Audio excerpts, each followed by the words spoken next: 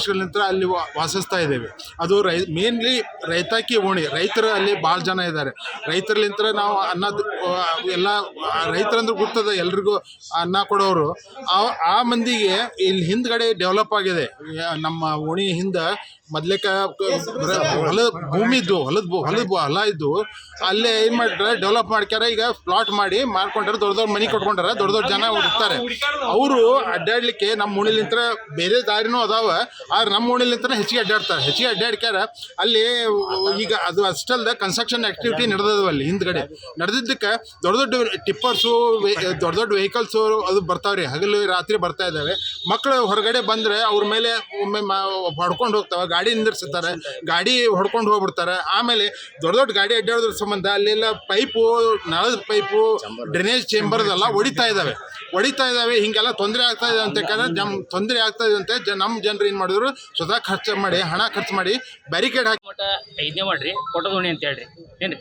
ಇಲ್ಲಿ ನಮ್ಮ ಓಣ್ಯಾಗ ಸಮಸ್ಯೆಗಳು ಭಾಳ ಆಗತ್ತಾವ ಸರ್. ಯಾಕಂದರೆ ಹೆವಿ ಗಾಡಿ ಟಿಪ್ಪರ್ಗಳು 40 ಟನ್ನಿನೂ 60 ಟನ್ನಿನೂ ಅಡ್ಡಾಡತ್ತಾವೆ. ಹೀಗಾಗಿ ಆಮೇಲೆ ರೈತರ ಓಣಿ ನಮ್ದು. ರೈತರ ಓಣಿ ಇದ್ದಿದ್ದಕ್ಕೆ ಸಣ್ಣ ಹುಡುಗರಿಗೆ ಅಡ್ಡಾಡಕ್ಕೆ ಅನನುಕೂಲ ಭಾಳ ಆಗತೈತಿ. ಆಮೇಲೆ ಗಟ್ರ ಹೊಡೆದಾವೆ.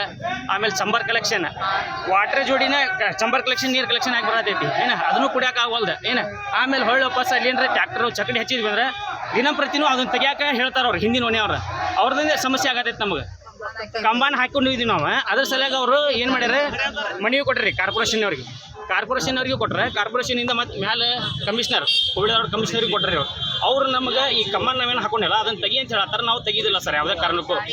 ಯಾಕಂದ್ರೆ ಅದಕ್ಕೆ ತಂತಂದು ಗಾಡಿ ತಂತಂದು ಹಸುದು ಮಾಡತ್ತಾರೆ ಇವರು. ಹೀಗಾಗಿ ನಾವು ಈ ಸ್ಟ್ರೈಕಿಗೆ ಬಂದಿದ್ದು. ಈಗ DC ಅವ್ರಿಗೆ ಮನವಿ ಕೊಟ್ಟಕ್ಯಾರ, ಅವ್ರ ಮನವಿಗೆ ಅವ್ರ ಕಡೆಯಿಂದ ಒಂದು ರಿಸೀಟ್ ತಂದುಕೊಂಡು ಹೋಗ್ಯಾರ.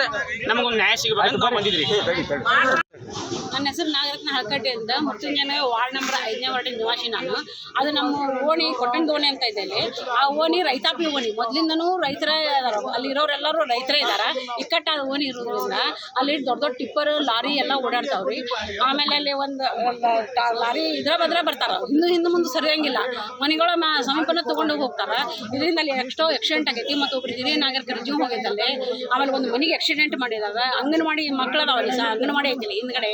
ಅಂಗನವಾಡಿ ಮಕ್ಕಳು ಹೊರಗೆ ಬಿಡ್ಲಿಕ್ಕೂ ಹೆದರಿಕೆ ಇರೋಂಗೆ ಐತಲ್ಲಿ. ಮತ್ತು ಅವರು ಈಗ ಅಗಲೀಕರಣ ಮಾಡ್ರಿ ಅಂತಾರೆ. ಅಗಲೀಕರಣ ಮಾಡ್ಲಿಕ್ಕದೇ ಹೈವೇ ಇಲ್ಲ, ಸ್ಟೇಟ್ ಹೈವೇ ಇಲ್ಲ, ನ್ಯಾಷನಲ್ ಹೈವೇ ಇಲ್ಲ, ಒಂದು ಓಣಿ ಗ್ರಾಮ, ಒಕ್ಕಲ್ತರ ಗ್ರಾಮ. ಅದು ಮಾಡಕ್ಕೆ ಬರಲಂಥ ಪರಿಸ್ಥಿತಿ ಒಳಗೆ ಇವರು ಹಿಂಗೆ ಅಲ್ಲಿ ಇದು ಮಾಡ್ತಾರೆ. ಅದ್ರ ಸಲ ಒಂದು ಸಣ್ಣ ಒಂದು ಬ್ಯಾರಿಕೇಡ್ ಹಾಕ್ಕೊಂಡಿದ್ದೀವಿ ಇಲ್ಲಿ ನಮ್ಮ ಸ್ವಂತ ಇದರಿಂದ.